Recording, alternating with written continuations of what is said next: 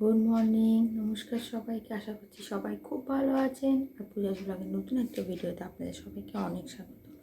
তো এখন বাজে হচ্ছে ঘড়িতে 7:05। আর আজকে আমি অনেক তাড়াতাড়ি উঠে গেছি, মানে বিছানা থেকে উঠে গেছি, কারণ আজকে বাবা আসবে, টিফিন করতে হবে, রান্নাবান্না করতে হবে। বাবা বলেছিল কুচু চিংড়ি দিয়ে গেছিলো আগের বারে, তো বলেছিল পালং শাক দিয়ে খাবে, তাই জন্য কালকে তো পালং শাক নিয়ে এসেছি। তো আজকে ওই পালং শাকটা দিয়ে রান্না করে বাবাকেও বিষয় দিয়ে দেবো, তো আমি কিছুটা রাখবো। তো চলুন তাড়াতাড়ি করে এখন রান্নাবান্না শুরু করে দিই। আমার ছেলে তো মানে উঠে এসেছি, নড়ছিল, দেখলাম এখনো ওঠেনি, চিল্লালে আবার ওকে দুধ খাওয়াতে যেতে হবে। তো কাজগুলো তাড়াতাড়ি করে নিই আজকে।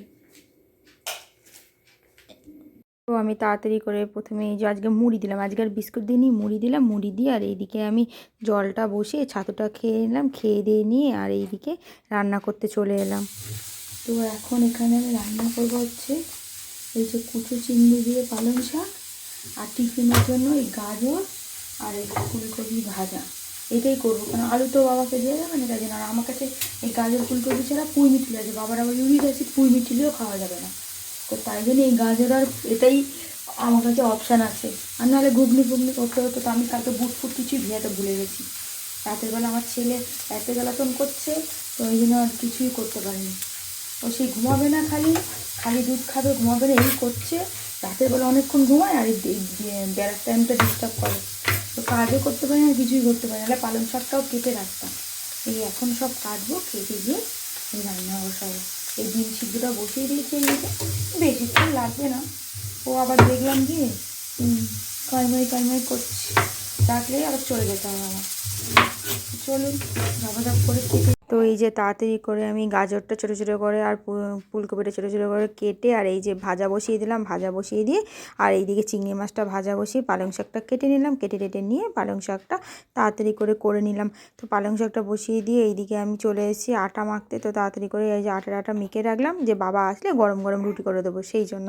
তো আটা মাখা হয়ে গেছে, মেখে টেকে আর এইদিকে চলে এসেছি ওয়াশিং মেশিনে জামা কাপড় দিতে। তো জামা কাপড় দেওয়া হয়ে গেছে, দিয়ে আমি ঘর ঝাড় দিতে চলে এসেছি। তো ঘরটা ঝাড় দেওয়া হয়ে গিয়েছে। তো ঘর ঝাড় দেওয়ার পরে আমি ঘরটা ভালো করে মুছে নিলাম, মুছে ময়লা টয়লা বাইরে রেখে দিয়ে এসে আর এইদিকে স্নান করতে চলে গেলাম। তো স্নান টান করে এসে তাড়াতাড়ি করে আমি ঠাকুরের বাসনটা মেজে আর পুজো দিতে বসে গেছে। আর বৌদি আমার খাটে ছেলেকে দেখছে আর পিত্তি আমার পাশে বসে আছে।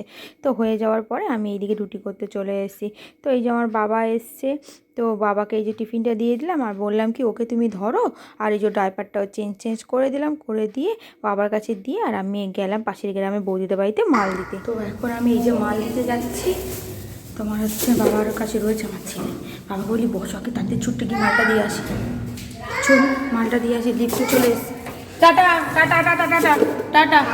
হ্যাঁ টাটা, ঠিক আছে, এই যে টাটা, পিত্তি টাটা দিচ্ছে, টাটা, ঠিক আছে। তো এই যে আমি মাল দিতে বেরিয়ে গেছি। আমাদের এইদিকে এত ঠান্ডা, আমি গলায় ওড়না জড়ানোর পরও, হেলমেট পরার পরও এত ঠান্ডা লাগছে, রোদ উঠছে তারপরেও।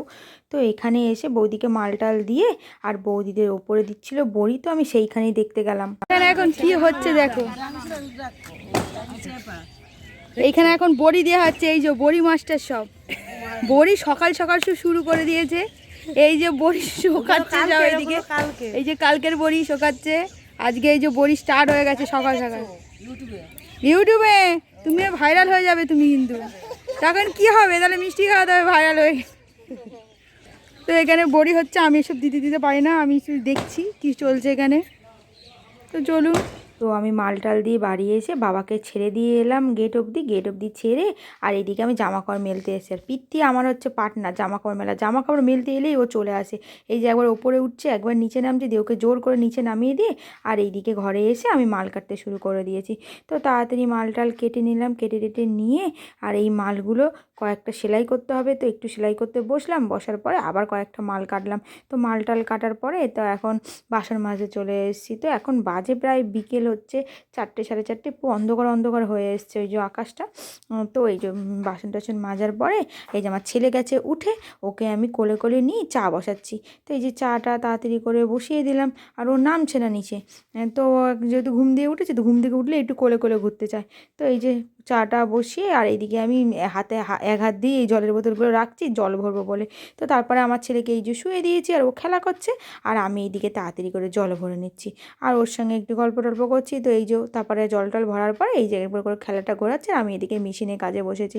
তো তাড়াতাড়ি করে মেশিনের কাজ টাজগুলো যতটা পারলাম করলাম, করার পর এইদিকে কলা ভাজা করতে এসেছি।